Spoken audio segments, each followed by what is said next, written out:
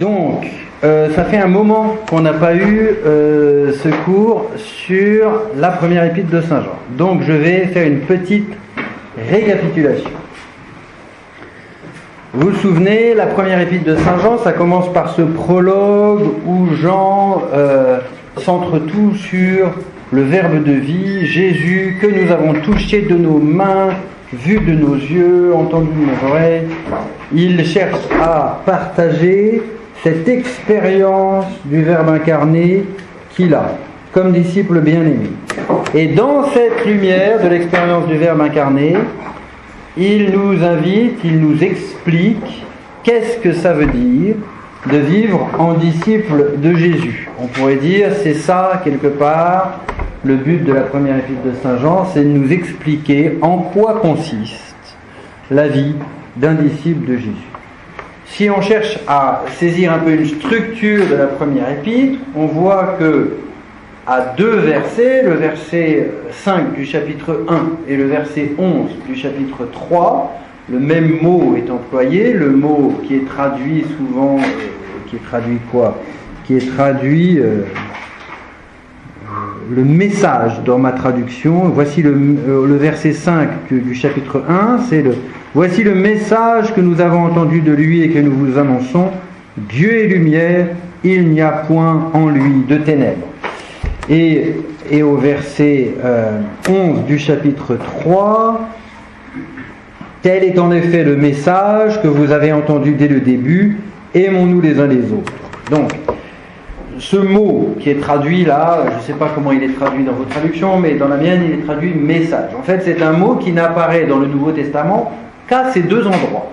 Il n'apparaît nulle part ailleurs. C'est un mot qui est extrêmement solennel, telle est l'annonce, la proclamation que nous vous annonçons. Dieu est lumière, en lui point de ténèbres.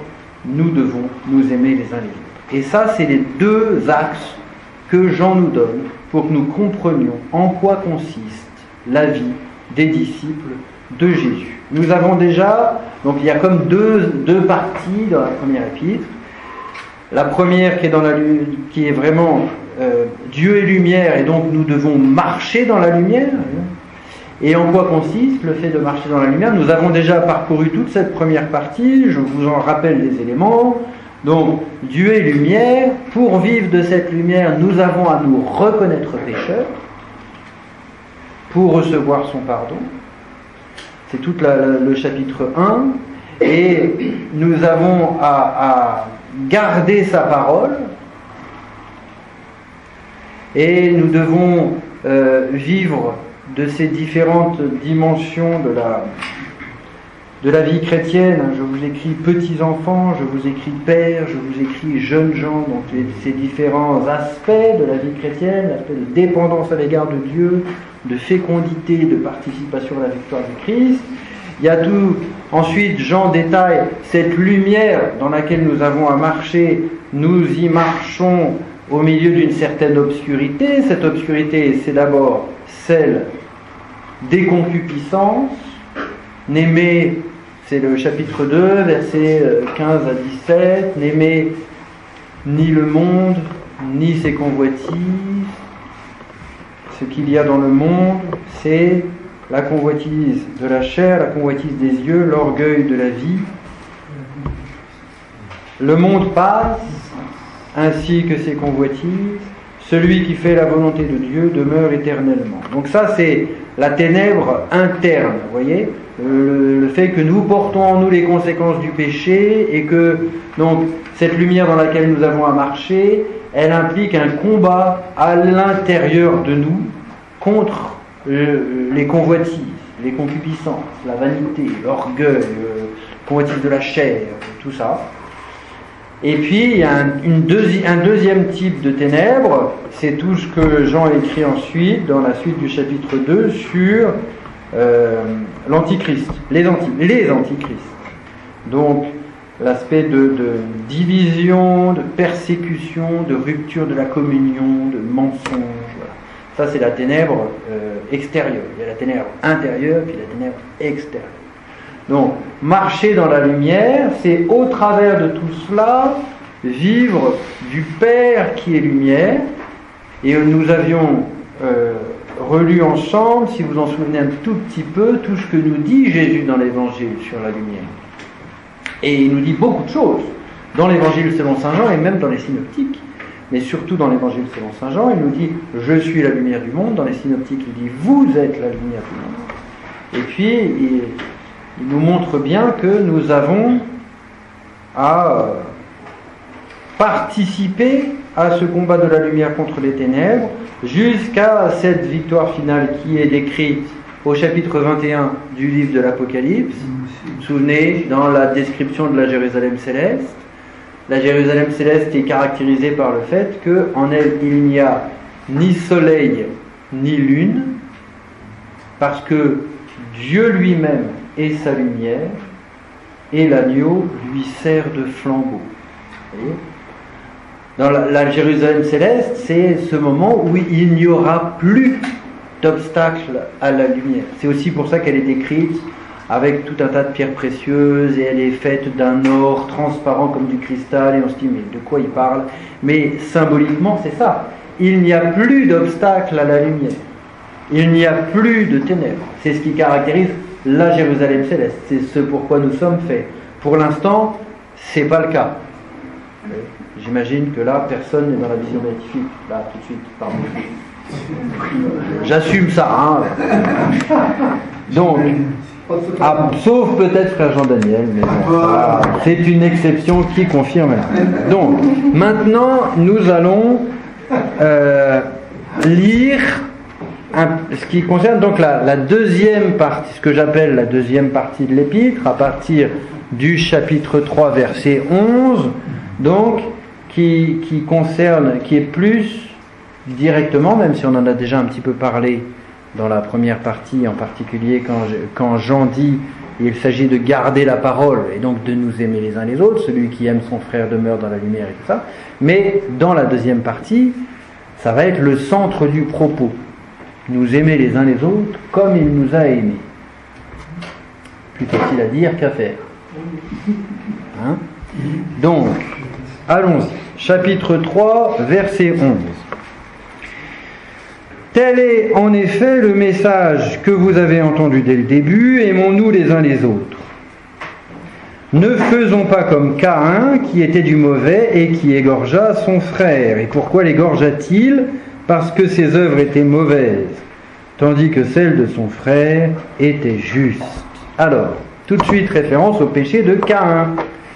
Vous vous souvenez peut-être dans la première partie, on a vite vu que au chapitre 1, que l'obstacle essentiel pour vivre dans la lumière, c'est de dire « je n'ai pas de péché ».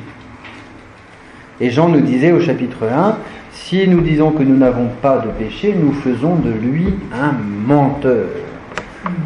Donc, c'est très étonnant parce que là, on voit dans le chapitre, cette deuxième partie, au chapitre 3, que l'obstacle là, c'est plus l'orgueil de celui qui dit que je n'ai pas de péché, c'est la jalousie meurtrière de Caïn.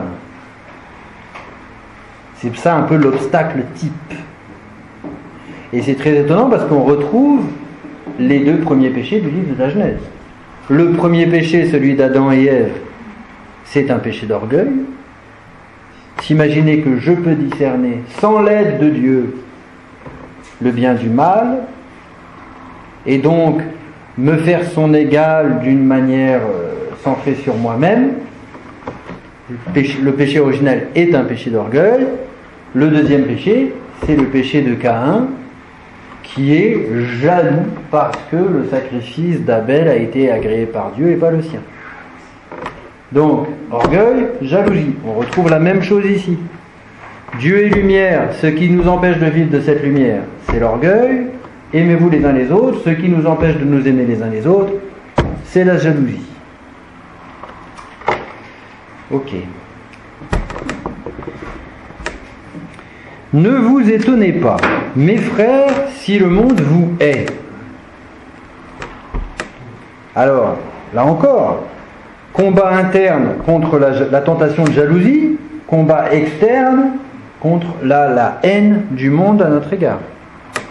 Nous savons, nous, que nous sommes passés de la mort à la vie parce que nous aimons nos frères. Ça, c'est très intéressant aussi. Qui n'aime pas demeure dans la mort. Est-ce qu'on peut savoir si on est en état de grâce? Vous savez peut-être que Jeanne d'Arc, interrogée par ses juges, qui lui demandaient « Êtes-vous en état de grâce ?» a répondu « Si je n'y suis, que Dieu m'y mette, et si j'y suis, que Dieu m'y garde. » C'est-à-dire, sans présumer de la grâce de Dieu, elle en a manifesté le désir. Saint Thomas, dans le traité de la grâce, Saint Thomas d'Aquin, dit que même si on ne peut pas avoir une certitude mathématique, je ne sais plus comment il le dit, il n'emploie sûrement pas ce mot-là, mais d'être sauvé ou d'avoir la grâce de Dieu, on peut en avoir une certaine certitude morale. Comment? Si je vois que je vis de la charité, si j'aime mes frères, je vois que quelque part Dieu il agit dans mon cœur. Et c'est ce que Saint Jean dit ici. Nous savons, nous, que nous sommes passés de la mort à la vie parce que nous aimons nos frères. Qui n'aime pas demeure dans la mort. Et quiconque est son frère est homicide. Et vous savez qu'aucun homicide n'a la vie éternelle demeurant en lui. Donc, le critère du jugement sur lequel nous serons tous jugés, c'est l'amour. Le critère qui nous permet d'essayer de regarder notre vie à la lumière, avec les yeux du Christ, dans la lumière de Dieu, c'est le même, c'est l'amour. Est-ce que j'aime ou pas? Vous voyez, quand on fait un examen de conscience, plutôt que d'essayer de correspondre à un idéal de sainteté qui est trop souvent l'idéal que nous nous fabriquons nous-mêmes, en fonction de la version parfaite de nous-mêmes à laquelle nous aimerions bien correspondre, ça ne sert pas à grand-chose. Voire c'est contre-productif, voire c'est de l'ordre de la tentation orgueilleuse. Plutôt que faire ça, faisons ça. Ce que Saint Jean nous dit ici. Si je veux regarder ma vie à la manière dont Dieu la regarde, la question qu'il faut que je me pose, c'est est-ce que j'aime mon frère ou pas? Voilà. C'est quand même simple comme question. C'est ça l'examen de conscience. À ceci, nous avons connu l'amour, c'est que celui-là a livré sa vie pour nous. Nous devons donc à notre tour livrer notre vie pour nos frères. Si quelqu'un possède les biens de ce monde et que, voyant son frère dans le besoin, il lui ferme ses entrailles, comment l'amour de Dieu demeurera-t-il en lui? Petits enfants, n'aimons pas en parole et de langue, mais en acte et en vérité. Par là, nous saurons que nous sommes de la vérité et devant lui, nous rassurerons notre cœur, quelque reproche que le cœur nous adresse. Car Dieu est plus grand que notre cœur et il connaît toutes choses. Alors, le verset 16 est très important. À ceci, nous avons connu l'amour, c'est que celui-là a livré sa vie pour nous. Il reviendra, Saint Jean va revenir là-dessus, après. Saint Jean n'est pas juste à nous dire il faut nous aimer les uns les autres. Allez, aimez-vous les uns les autres. Allez, il faut. Vous devez vous aimer les uns les autres. Je vous ordonne de vous aimer les uns les autres. Mais c'est pas juste un impératif catégorique abstrait. Vous voyez? C'est pas ça. C'est non. Regardez la manière dont il nous a aimés. Regardez la manière dont il nous a aimés. Il nous a tant aimés. Il a donné sa vie pour nous. C'est ça la source. Ça n'est que dans cette lumière que le commandement de la charité a un sens.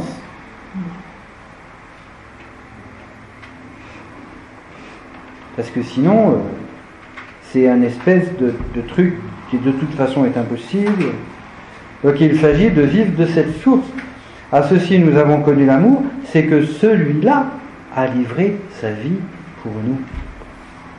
Nous devons donc à notre tour livrer notre vie pour nos frères. Alors, même là, c'est pas encore complet. Parce que si c'est juste, Jésus vous a montré l'exemple, faites la même chose, On pourrait répondre, mais je ne suis pas Jésus, moi. Vous voyez ? Je ne suis pas le Verbe incarné. Je ne vais pas y arriver, c'est pas possible. C'est pour ça que quand vous voyez la question de Pierre à Jésus, quand mon frère fait quelque chose contre moi, combien de fois dois-je lui pardonner? Jusqu'à 7 fois? Je ne te dis pas jusqu'à 7 fois, mais jusqu'à 70 fois 7 fois. Saint Pierre, il est dur. C'est un peu trop là, Seigneur. Je ne vais pas y arriver. Effectivement. Et c'est important de prendre la mesure du commandement nouveau. Je vous donne un commandement nouveau, aimez-vous les uns les autres comme je vous ai aimé. Si notre don de nous-mêmes à nos frères a comme mesure le don que le Christ nous a fait de lui-même, précisément, ça n'est pas une mesure humaine. Donc c'est quelque chose qui nous est inaccessible, sauf s'il nous donne son Esprit Saint. Et là c'est Romains 5,5. L'espérance ne déçoit pas, parce que l'amour de Dieu a été répandu dans nos cœurs par l'Esprit Saint qui nous a été donné. Et c'est aussi ce que Jean explique après, un peu plus loin, non ? Oui.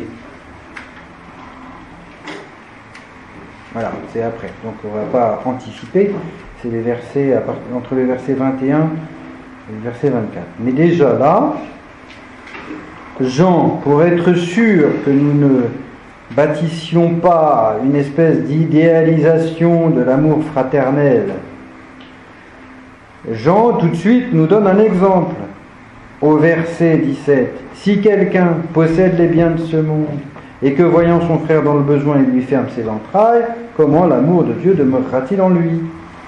Petits enfants, n'aimons pas en parole et de langue, mais en acte et en vérité. Alors, Jean, il veut que les choses soient bien claires.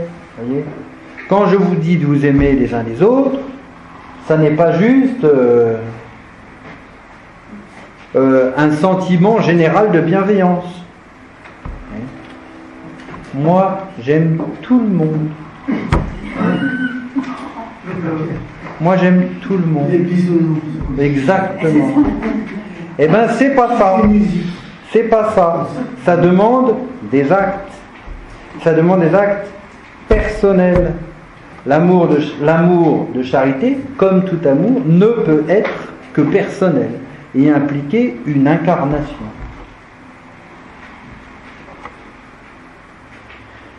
Par là, nous saurons que nous sommes de la vérité devant lui, et devant lui, nous rassurerons notre cœur. Alors ça aussi, verset 20, très important. Quelques reproches que le cœur nous adresse, car Dieu est plus grand que notre cœur et il connaît toutes choses. Le remède au scrupule, c'est la charité fraternelle. Et le scrupule, ce piège spirituel par lequel le démon peut nous enfermer dans le sentiment de culpabilité. Culpabilité d'ailleurs réelle ou imaginaire. Parce que des fois on peut se sentir coupable de choses qui ne sont même pas des mots, ou qui ne sont même pas de l'ordre du péché, ou qui ne sont même pas de notre responsabilité. Donc ça c'est l'une des tactiques du démon, c'est de nous enfermer dans ce sentiment de culpabilité qui nous paralyse. Eh bien, Jésus nous dit, si nous nous aimons de cette manière-là, qui n'est pas simplement en parole, mais en acte et en vérité, par là, nous saurons que nous sommes de la vérité, devant lui nous rassurerons notre cœur, parce que Dieu est plus grand que notre cœur, et il connaît toutes choses. Ce qui nous fait sortir de la culpabilité paralysante, c'est de laisser Dieu transformer nos relations aux autres, et quand nous voyons que nous aimons nos frères comme lui les aime, par des actes et en vérité. Alors, on continue. Cette histoire d'assurance, là, il continue. Jean a parlé de cette assurance. Bien-aimés, si notre cœur ne nous condamne pas, nous avons pleine assurance devant Dieu. Et quoi que nous demandions, nous le recevrons de lui, parce que nous gardons ses commandements et faisons ce qui lui est agréable. Et son commandement, c'est que nous croyons au nom de son Fils Jésus-Christ et que nous nous aimions les uns les autres comme il nous l'a prescrit. Celui qui garde ses commandements demeure en Dieu et Dieu en lui, et nous reconnaissons qu'il demeure en nous à l'Esprit qu'il nous a donné. Cette mention de l'Esprit Saint ici, elle est évidemment extrêmement importante. Le commandement de la charité n'aurait aucune... Ce serait une espèce d'idéal inatteignable s'il n'y avait pas le don de l'Esprit Saint. Et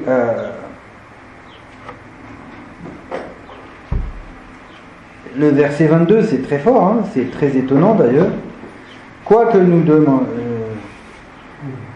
nous avons pleine assurance devant Dieu, et quoi que nous demandions, nous le recevrons de lui parce que nous gardons ses commandements et faisons ce qui lui est agréable. Alors qu'est-ce que ça veut dire ça? Est-ce que c'est magique? Est-ce que j'aime mes frères, donc Dieu, il doit faire tout ce que je veux. Et s'il ne le fait pas, je ne suis pas content. Vous voyez, des fois on peut avoir cette tentation de se plaindre à Dieu. Mais Dieu, tu m'obéis pas. Je veux des trucs, je te les demande, tu me les donnes pas. Eh ben moi je trouve pas ça normal, Dieu. De fait, quand vous regardez, et là je ne sais pas si ça vaut le coup qu'on regarde ça ensemble tout de suite, mais au chapitre 14, 15 et 16 de l'Évangile selon saint Jean, plusieurs fois, Jésus il dit « Demandez ce que vous voudrez, vous l'obtiendrez. » Alors Jésus, ça marche pas ça. Parce que moi j'ai essayé plein de fois. Eh bien ça ne marche pas. Alors, comment se fait-il que ça ne marche pas? La prière, c'est pas la magie. C'est la différence entre la prière et la magie. La prière, c'est pas abracadabra. Et alors, il va peut-être falloir qu'on revienne à l'évangile quand même, parce que c'est là qu'on aura la clé. Si je me rappelle bien, c'est au chapitre 15 de saint Jean. Alors. 7. Attendez, il le dit 2 fois au chapitre 15. Verset 7.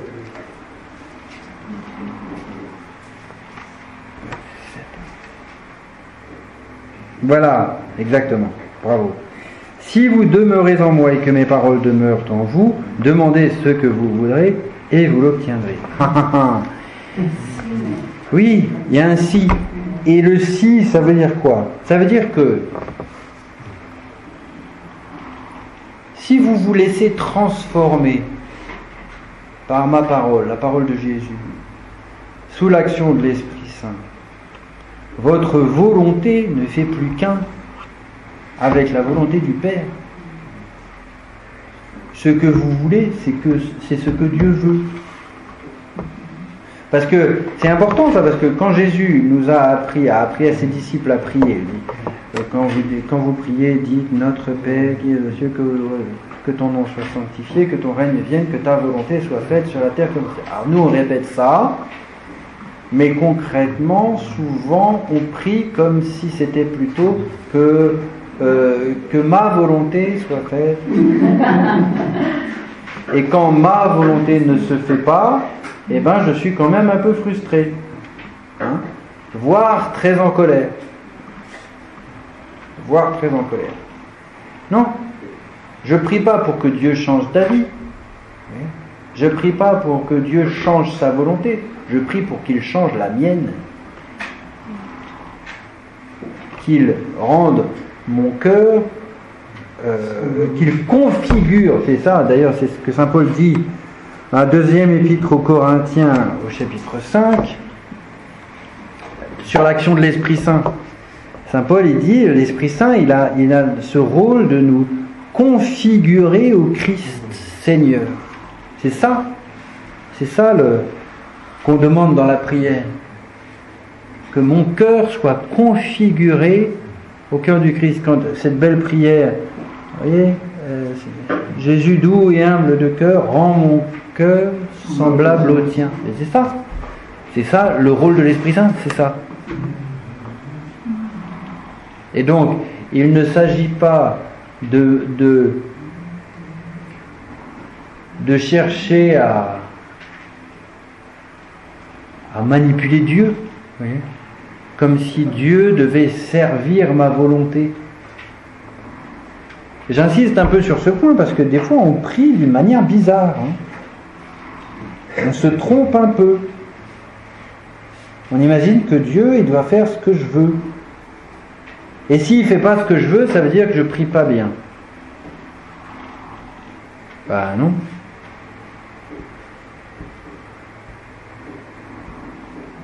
Il faut que dans la prière, je sois suffisamment pauvre.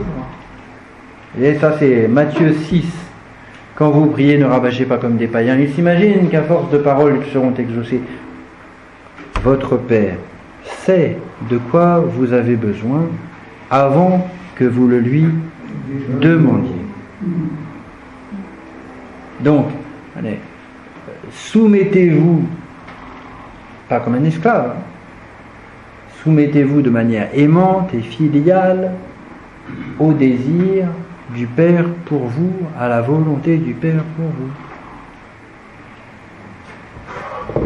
Alors, la volonté du Père, justement.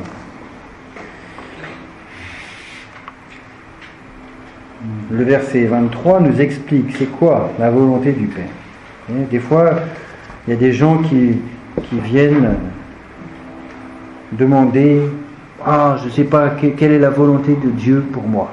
Alors, si vous vous posez la question « Quelle est la volonté de Dieu pour moi ?» J'ai une bonne nouvelle pour vous, la réponse est au verset 23. Donc, la réponse, attention, c'est que nous croyons au nom de son Fils Jésus-Christ et que nous nous aimions les uns les autres, comme il nous l'a prescrit. Voilà, la volonté de Dieu, c'est ça. C'est simple. C'est simple. Effectivement, c'est simple. C'est pas facile. C'est à mettre en œuvre, c'est pas facile, mais c'est simple. On va dire que c'est pas complexe. Vous voyez, c'est simple.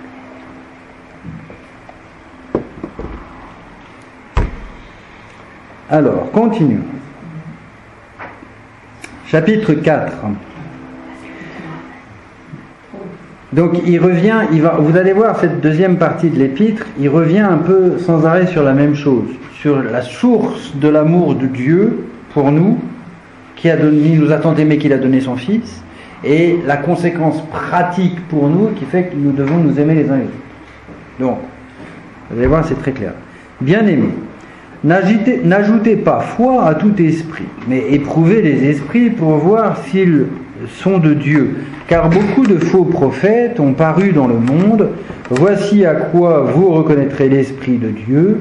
Tout esprit qui confesse Jésus-Christ incarné est de Dieu. Tout esprit qui ne confesse pas Jésus n'est pas de Dieu. C'est là l'esprit de l'Antichrist, dont on vous a annoncé la venue et qui dès maintenant est dans le monde. Donc c'est compliqué cette histoire de l'Antichrist parce que des fois c'est les Antichrists comme on a vu au chapitre 2 et des fois c'est l'Antichrist au singulier et puis dans les deux cas il dit qu'il est déjà là et en même temps il y a certains passages qui semblent laisser entendre qu'un jour il sera là de manière visible ou personnelle ou et ça reste très mystérieux. Vous, petits enfants, vous êtes de Dieu et vous les avez vaincus. Alors ça nous rappelle la parole du Christ. Dans le monde, vous aurez des tribulations, mais courage, j'ai vaincu le monde. Et Jésus dit ça juste avant son arrestation. Donc, nous participons déjà, c'est aussi ce qu'on a vu au chapitre 2, quand il dit « Je vous écris, jeunes gens, parce que vous avez vaincu le mauvais. » Donc, la victoire est déjà nôtre. Quand on parle du combat spirituel dans notre vie, on est sur un champ de bataille très particulier. On n'est pas sur un champ de bataille dont l'issue serait incertaine. Vous voyez ? on se bat, on ne sait pas trop comment ça va finir. Non. Nous participons dès maintenant à la victoire du Christ. C'est comme ça que saint Paul peut écrire aux Colossiens: nous avons été ensevelis avec le Christ dans les eaux du baptême et nous sommes ressuscités avec lui. Très étonnant quand même, qu'il puisse parler de notre résurrection comme quelque chose de déjà fait. Nous participons dans la foi et dans l'espérance de manière réelle à la victoire du Christ sur le monde, sur l'Antichrist. Alors, car celui qui est en vous est plus grand que celui qui est dans le monde. Celui qui est en vous, l'Esprit Saint, est plus grand que celui qui est dans le monde, celui que Jésus appelle le prince de ce monde, le démon. Le démon, c'est qu'une créature. Donc face à l'Esprit Saint, il ne fait pas le poids. Eux, ils sont du monde, eux, les antichrists. Voilà pourquoi ils parlent le langage du monde et le monde les écoute. Nous, nous sommes de Dieu. Qui connaît Dieu nous écoute. Qui n'est pas de Dieu ne nous écoute pas. C'est à quoi nous distinguons l'esprit de la vérité de l'esprit de l'erreur. Attention à ne pas interpréter ces versets de manière présomptueuse. Nous, on est les bons, eux, c'est les méchants. Nous, on a raison, c'est eux qui ont tort. C'est pas tout à fait aussi simple, puisque on a bien vu au chapitre 1 que pour marcher dans la lumière, la première chose qu'il faut faire, c'est reconnaître que nous sommes de pauvres pécheurs. Donc il faut bien tenir les deux. À la fois, oui, nous sommes enfants de Dieu, comme nous l'avons entendu au chapitre 3. Voyez quel grand amour le Père nous a donné pour que nous soyons appelés enfants de Dieu, et nous le sommes. Et en même temps, on est des pauvres pécheurs. Et c'est très important de le reconnaître. Alors, chapitre 4, verset 7. Bien-aimés, aimons-nous les uns les autres, car l'amour vient de Dieu, et quiconque aime est né de Dieu et connaît Dieu. Qui n'aime pas n'a pas connu Dieu, car Dieu est amour. Jean va le répéter 8 versets plus loin. Dieu est amour. C'est très impressionnant quand on y réfléchit un petit peu que ces deux grandes affirmations, Dieu est lumière, Dieu est amour, ne sont pas dans l'Évangile. Elles ne sont pas transmises comme étant des paroles de Jésus. C'est Jean dans sa première épître, Jean le disciple bien-aimé, inspiré par l'Esprit Saint, nous partageant son expérience de Jésus, qui, sous le souffle de l'Esprit Saint, nous transmet ces deux grandes vérités qui sont quand même au cœur de notre foi. Dieu est amour, Dieu est lumière. En gros, je suis la lumière. Oui. Mais là, Dieu est lumière, dans la première épître de Saint Jean, c'est très clair qu'il parle du Père. Jésus, il est l'envoyé du Père, et donc il est la lumière du monde. Mais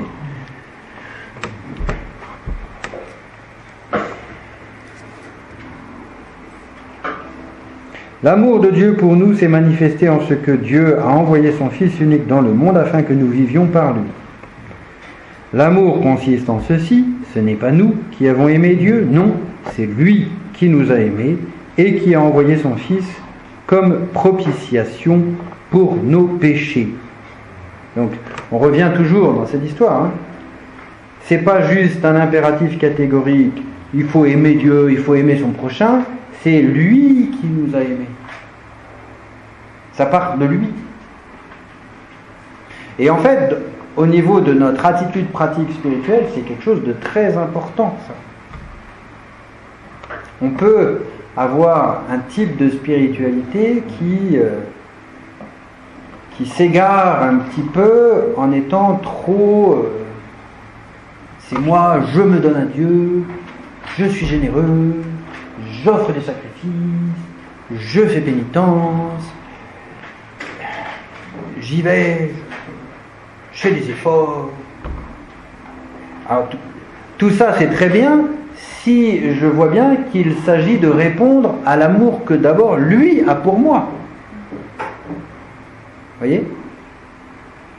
Mais si j'imagine que c'est moi, vous voyez, qui fait mousser le truc, c'est une impasse spirituelle grave.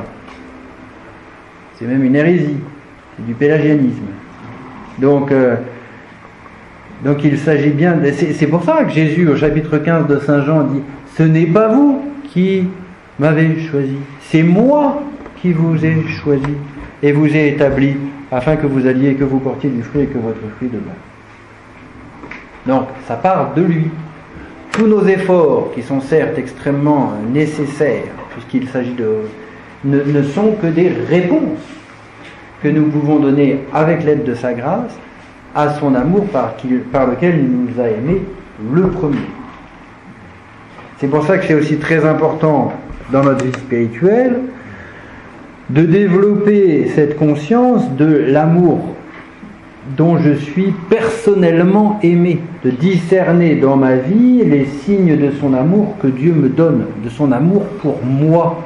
Que l'amour de Dieu, c'est pas juste un truc général. Qu'est-ce que fait la Vierge Marie dans le Magnificat? Elle chante à la fois la fidélité du Dieu de l'Alliance à son alliance avec Israël, mais elle chante aussi l'amour dont elle bénéficie, elle. Il a jeté les yeux sur l'abaissement de sa servante. Et ça c'est très important pour nous, pour chacun d'entre nous, de découvrir l'amour dont je suis aimé moi, personnellement. Alors,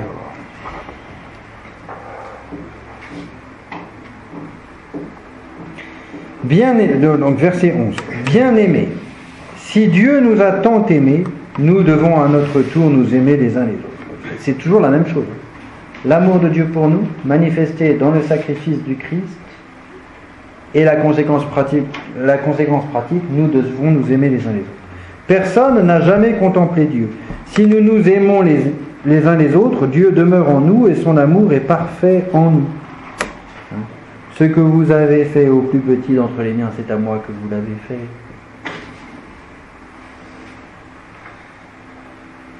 Celui qui aime, comme on l'a vu au chapitre 2, celui qui aime son frère demeure dans la lumière. En nous aimant les uns les autres, nous expérimentons la présence de Dieu. Dans la foi.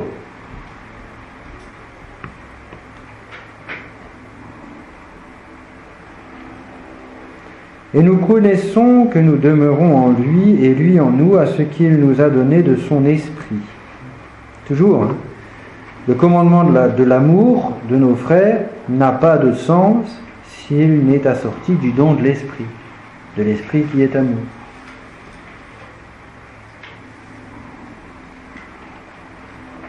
C'est saint Augustin qui dit ça. Saint Augustin qui dit « Donne ce que tu ordonnes ». Il s'adresse à Dieu et il dit « Donne ce que tu ordonnes et ordonne ce que tu veux ». C'est-à-dire, tu peux me demander ce que tu veux dans la mesure où tu me le donnes avant. Et c'est ça. Dieu nous ordonne de nous aimer les uns les autres parce qu'il nous donne son propre amour en nous donnant l'Esprit Saint. Pour nous, nous avons contemplé et nous attestons que le Père a envoyé le Fils comme sauveur du monde. Donc ça, c'est le témoignage de Jean. Et, je ne sais pas si vous vous souvenez au chapitre 19 de l'Évangile selon saint Jean, juste après la blessure du cœur, Jean rend témoignage. Peut-être ouvrir la porte parce que sinon il fait trop. Celui qui confesse que Jésus est le Fils de Dieu, Dieu demeure en lui et lui en Dieu. Et nous avons reconnu l'amour que Dieu a pour nous et nous y avons cru. Dieu est amour, qui demeure dans l'amour demeure en Dieu et Dieu demeure en lui. Qu'est-ce qui permet à Jean de témoigner? C'est qu'il a reconnu l'amour que Dieu a pour lui.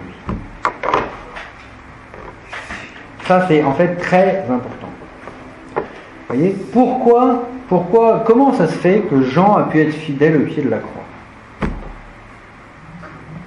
et pas les autres? pas les autres disciples? Est-ce que c'est parce que c'était le meilleur?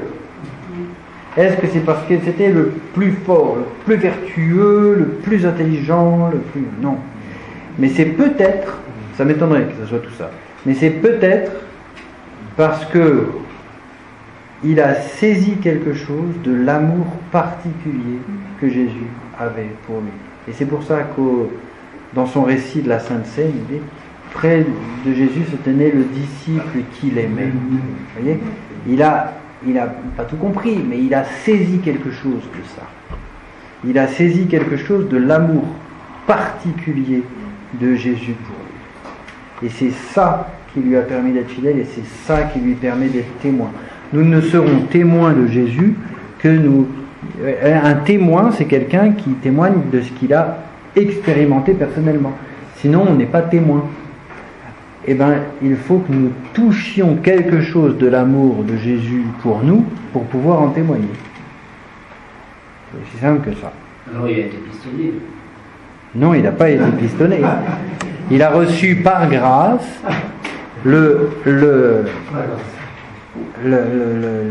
la compréhension, ou un début de compréhension de l'amour particulier de Jésus pour lui. Je pense que souvent, Dieu se révèle à nous, nous adresse sa parole, nous donne les signes de son amour. Le problème, c'est que nous ne sommes pas suffisamment éveillés dans la foi, et donc beaucoup des choses que Dieu nous révèle, il nous les révèle en vain. Et Jean, mystérieusement, il a saisi quelque chose qui lui a permis. Vous voyez, il n'est pas dit que Jean est le disciple qui aimait Jésus le plus. Non. Il est dit qu'il était le disciple que Jésus aimait. Eh bien oui. Mais ça, quelque part, chacun d'entre nous peut découvrir ça d'une manière différente, hein, parce que l'amour de Dieu est toujours personnel. Et c'est ça qui nous rend forts, et c'est ça qui nous donne la capacité d'être témoin. C'est pas un espèce d'héroïsme humain ou de force humaine qu'on pourrait acquérir par nos efforts. Non. Nos efforts sont certes importants, les sacrifices qu'on peut faire, nos actes de charité sont importants comme des réponses à cet amour premier de Dieu pour nous.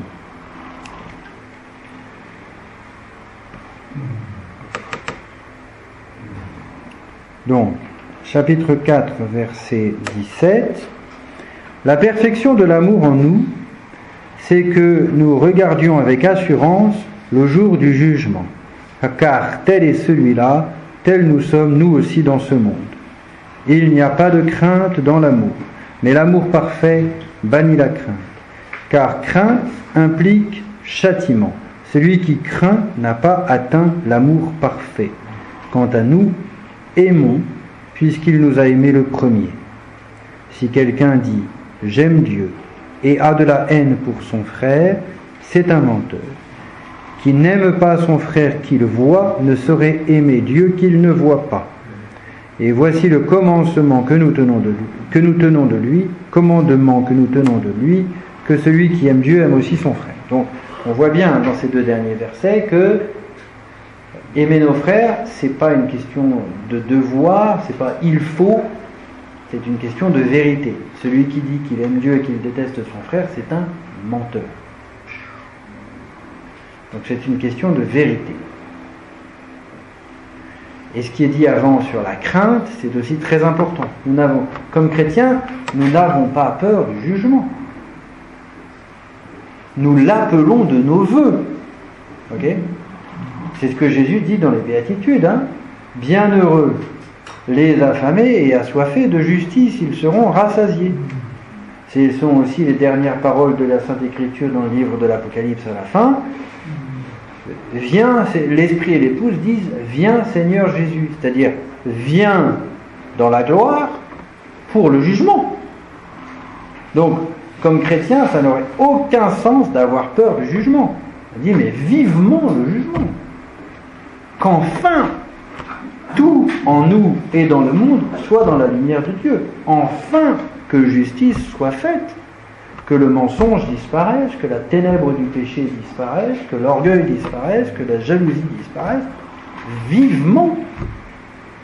Et donc, dans l'espérance chrétienne, le jugement, c'est pas une malédiction, c'est une béatitude. Bienheureux les affamés et assoiffés de justice, ils seront rassasiés. À quel moment? Au jugement. Et quand il dit l'amour parfait bannit la crainte, il faut faire très attention. Vous savez peut-être que saint Thomas d'Aquin distingue 3 sortes de crainte. Comme vous êtes des pros de saint Thomas d'Aquin, vous savez ça par cœur. Saint Thomas, alors, dans la lumière de la tradition de la Sainte Écriture, saint Thomas d'Aquin distingue 3 sortes de crainte. Il dit il y a une crainte qui est mauvaise, qui n'est pas de Dieu. C'est ce qu'il appelle la crainte mondaine. C'est je crains de m'approcher de Dieu parce que j'ai peur que Dieu me prive de mes biens terrestres. J'ai peur de perdre des choses. Donc je crains à cause de ça. Donc je fuis Dieu parce que j'ai peur de lui qu'il m'enlève les biens de la terre. Donc ça c'est une crainte qui est pécamineuse, qui est mauvaise, qui conduit au péché. Il y a une autre crainte qui n'est pas mauvaise mais qui n'est pas parfaite. C'est la crainte servile. Je fais le bien parce que j'ai trop peur d'aller en enfer. Vous voyez ? Donc, c'est pas mauvais. Vous voyez ? C'est pas mauvais parce que quand même je fais le bien. Et effectivement, l'enfer, c'est pas souhaitable. Vous voyez ? A priori. Donc, c'est pas mauvais. Mais c'est pas parfait. De ces 2 craintes-là, Jean nous dit, l'amour parfait bannit la crainte.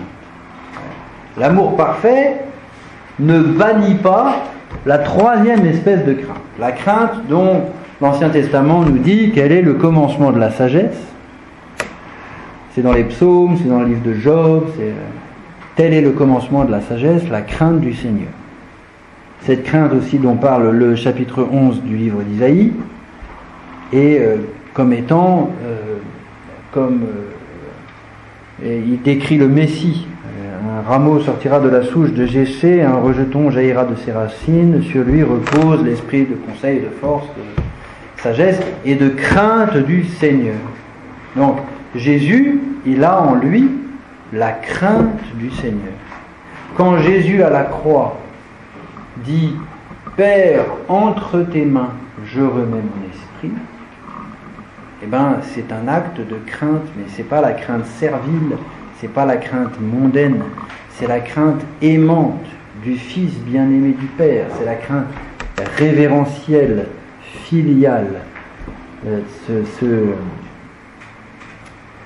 oui, on pourrait dire ce respect aimant et adorant à l'égard du Père.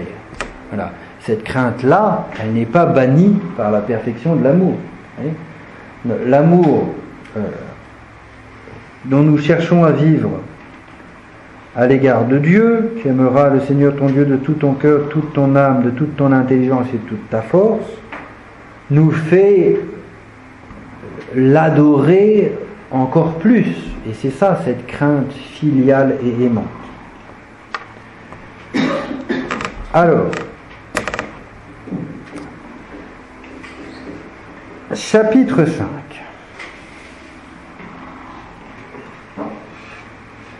Quiconque croit que Jésus est le Christ est né de Dieu. Et quiconque aime celui qui a engendré, aime celui qui est né de lui. Donc le lien entre l'amour du Père et l'amour de Jésus. Vous vous souvenez peut-être de Saint Matthieu, chapitre 11. Nul ne connaît le Fils sinon le Père, nul ne connaît le Père sinon le Fils et celui à qui le Fils veut le révéler. À ceci, nous reconnaissons que nous aimons les enfants de Dieu quand nous aimons Dieu et pratiquons ses commandements. Donc c'est un cercle. Si nous aimons Dieu, nous aimons les enfants de Dieu. Si nous aimons les enfants de Dieu, ça veut dire que nous aimons Dieu. C'est le même amour, donc c'est circulaire. Car l'amour de Dieu consiste à garder ses commandements. Et ses commandements ne sont pas pénibles, car tout ce qui est né de Dieu est vainqueur du monde. Et la victoire qui a vaincu le monde, c'est notre foi. Ah, comment participons-nous à la victoire de Jésus dans sa passion, sa mort et sa résurrection? Par la foi. C'est par la foi que nous sommes vainqueurs du monde. Ce qui implique parfois l'échec apparent le plus lamentable. Voyez ? Parce que Jésus, sur la croix, il n'avait pas l'air très victorieux. On voit bien ça aussi dans le livre de l'Apocalypse, au chapitre 11, avec les deux témoins. Les deux témoins qui sont envoyés par Dieu, qui sont clairement une manifestation du mystère de l'Église, donc de nous, les disciples de Jésus, et qui sont vaincus, qui sont morts, et les gens du monde célèbrent leur mort comme si c'était un bien. Donc, il y a, voilà, la participation à la victoire du Christ dans la foi, elle est parfois très obscure. Elle peut être très obscure. C'est pas un espèce de triomphalisme humain.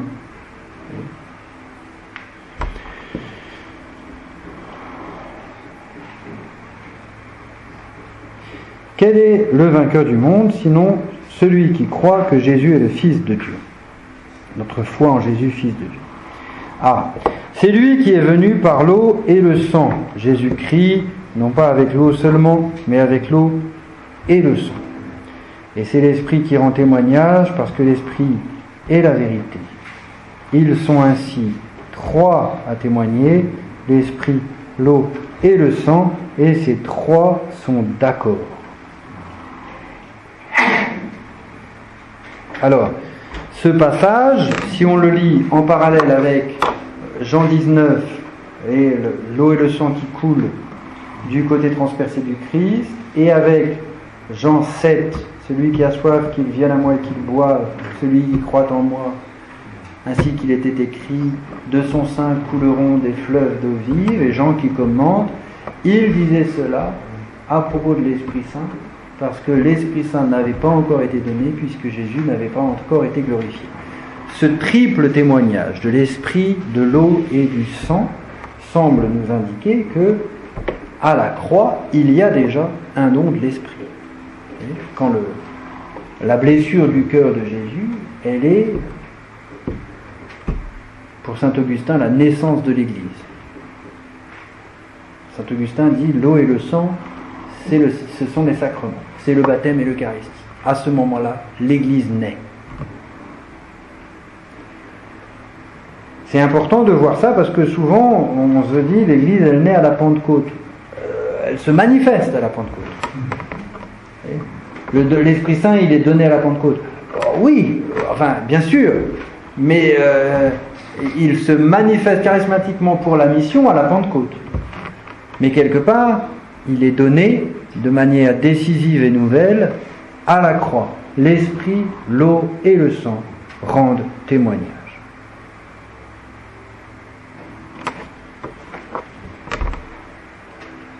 Mais là encore, on voit bien que cette naissance de l'Église à la croix, elle est quand même très cachée. C'est pas... c'est l'heure de la gloire. Jésus, dans l'Évangile selon saint Jean, quand il parle de la gloire, c'est toujours en lien avec sa passion. Mais précisément, c'est une gloire, c'est pas une gloire humaine. La croix, la gloire humaine, il n'y en reste pas grand-chose.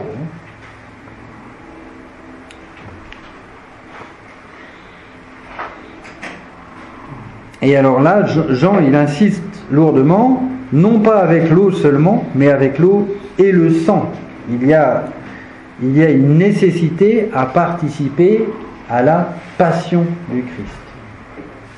On ne peut pas être disciple de Jésus sans participer à sa passion. Ça ne veut pas dire qu'on va tous mourir martyrs de manière sanglante, mais pas tous, hein. Bon, vous peut-être,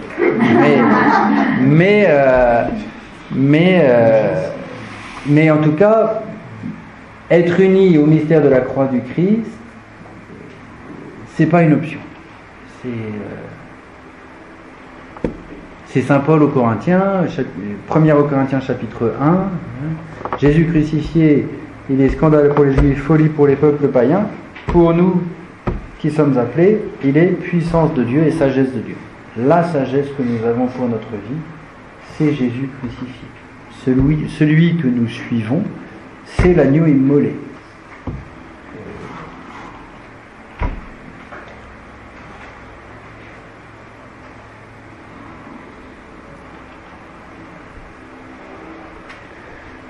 Que si nous recevons le témoignage des hommes, le témoignage de Dieu est supérieur. Et le témoignage de Dieu, c'est qu'il a témoigné au sujet de son Fils.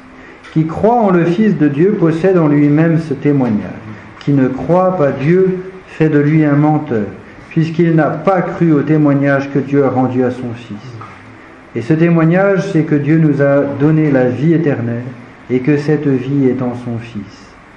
Qui a le Fils a la vie, qui n'a pas le Fils de Dieu n'a pas la vie. On pense aux paroles de Jésus dans l'Évangile selon saint Jean, Jean 3,16. Dieu a tant aimé le monde qu'il a donné son Fils unique afin que quiconque croit en lui ne périsse pas, mais qu'il ait la vie éternelle. Jean, on pourrait dire quelque part, ne fait que décliner ça pratiquement pour nous dans sa première épître. Il s'agit pour nous de recevoir la vie qui nous est donnée en Jésus. Et qui est le témoignage ultime de l'amour du Père pour nous. Je vous écris ces choses pour que vous sachiez que vous avez la vie éternelle, vous qui croyez au nom du Fils de Dieu. Et telle est l'assurance que nous avons en Dieu si nous demandons quelque chose de conforme à sa volonté, il nous exauce. Ah, vous voyez ? C'est la même idée qu'on a rencontrée avant. La prière, c'est pas de la magie. Il s'agit d'avoir un cœur adéquat au cœur de Dieu. Et sachant qu'il nous exauce en tout ce que nous lui demandons, nous savons que nous obtenons ce que nous lui avons demandé. Si quelqu'un voit son frère commettre un péché qui ne conduit pas à la mort, qu'il prie et il donnera la vie à ce frère. Je parle de ceux qui ne commettent pas de péché conduisant à la mort. Il y a un péché qui conduit à la mort, ce n'est pas pour celui-là que je demande de prier. Alors, très mystérieux, très très mystérieux. Parfois, dans ce texte, c'est traduit le péché mortel. Je ne vous demande pas de prier pour celui qui commet un péché mortel. Alors, c'est une mauvaise traduction, hein. Très très mauvaise traduction. Non, parce que si on arrête de prier pour ceux qui commettent des péchés mortels, ça sert à quoi alors ? Autant s'arrêter de prier tout court pour les gens. Non, on peut toujours prier pour la conversion de quelqu'un. Mais qu'est-ce que nous dit Jean là ? Il nous dit, alors, il ne veut sûrement pas nous dire que nous devons nous ériger en juge de nos frères et faire le tri. Alors je vais prier pour lui, mais pas pour lui. Non, c'est pas ça qu'il veut nous dire. Il veut nous dire, je pense, que quand nous prions pour quelqu'un, il faut accepter que, au final, le salut de cette personne, c'est entre lui et Dieu. Ça ne nous appartient pas. On peut prier pour quelqu'un, et Dieu, de toute façon, il a la volonté, Dieu, comme dit saint Paul à Timothée, Dieu veut sauver tous les hommes et que tous parviennent à la connaissance de la vérité, n'empêche que la liberté de la personne reste entière. Et que donc, au final, ça se joue entre cette personne et Dieu. Et donc, est-ce que cette personne ouvrira son cœur à la vie que Dieu lui donne, ou fermera son cœur, et donc sera dans la mort éternelle? Eh bien, je n'en sais rien. Cela ne m'appartient pas. Cela n'appartient qu'à ce lien unique et secret qui existe entre cette personne et Dieu. Je pense que c'est ça que veut dire Jean. Il y a un péché qui conduit à la mort. Oui, on peut s'enfermer dans l'orgueil jusqu'à refuser la miséricorde de Dieu. Donc on ne va pas commencer à faire le tri. Ah non, je prie pour lui, non mais pas pour lui, parce que lui il est damné. Non, ça serait n'importe quoi. Ça serait prendre la place de Dieu. Dieu seul connaît les reins et les cœurs. Mais il faut avoir voyez, c'est important d'avoir cette conscience que oui, de mon côté, je peux faire tout ce que je peux faire en priant, en faisant des actes de charité, en ouvrant des sacrifices, en m'unissant au sacrifice de Jésus sur la croix, hein. Mais au final, ça ne m'appartient pas. La fécondité, la manière dont Dieu veut rendre ma prière féconde, cela ne m'appartient pas. Parce qu'il y a quelque chose de secret dans le lien de chaque personne avec Dieu.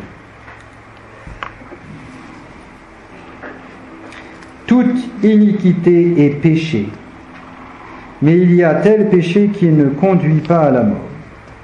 Nous savons que quiconque est né de Dieu ne pêche pas. C'est fort de dire ça. Et c'est ça le paradoxe. Il a commencé l'épître en disant reconnaissez que vous êtes pécheur, hein, parce que si vous dites que vous n'avez pas de péché, vous faites de Dieu un menteur. Et maintenant il dit nous savons que quiconque est né de Dieu ne pêche pas. C'est le paradoxe de notre vie, ça. C'est le paradoxe de notre vie. Nous sommes à la fois des saints et des pécheurs.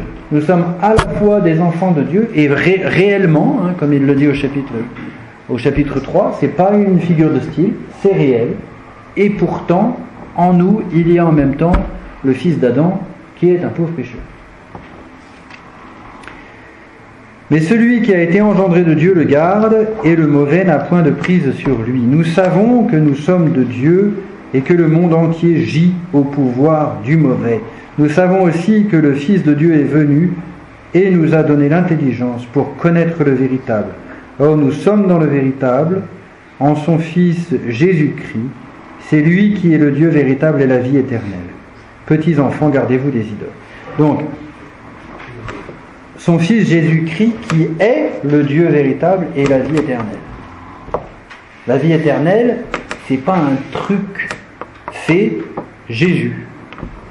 Le ciel, c'est pas un endroit, c'est Jésus. C'est être en Jésus glorifié. Membre de son corps glorifié. Petits enfants, gardez-vous des idoles. Alors là, on pourrait épiloguer, on va peut-être pas épiloguer, mais il s'agit bien sûr des idoles païennes à l'époque, mais pas que. On sait bien que notre volonté propre peut devenir notre idole. Qu'est-ce que c'est une idole? C'est ce qui prend dans notre vie une place qui n'est due qu'à Dieu. Et on sait bien que parfois, dans notre vie, on peut donner une place indue à bien des choses. On peut, à commencer par notre propre ego. On peut penser aux paroles de saint Paul au chapitre 5 de la deuxième épître aux Corinthiens. Jésus est mort et ressuscité pour nous, afin que nous ayons notre vie non plus centrée sur nous-mêmes, mais sur lui. Vous voyez ? C'est ça le remède à l'idolâtrie, le remède à l'égocentrisme. Centrer notre vie sur le Christ. Amen. Il n'y a plus qu'à en vivre.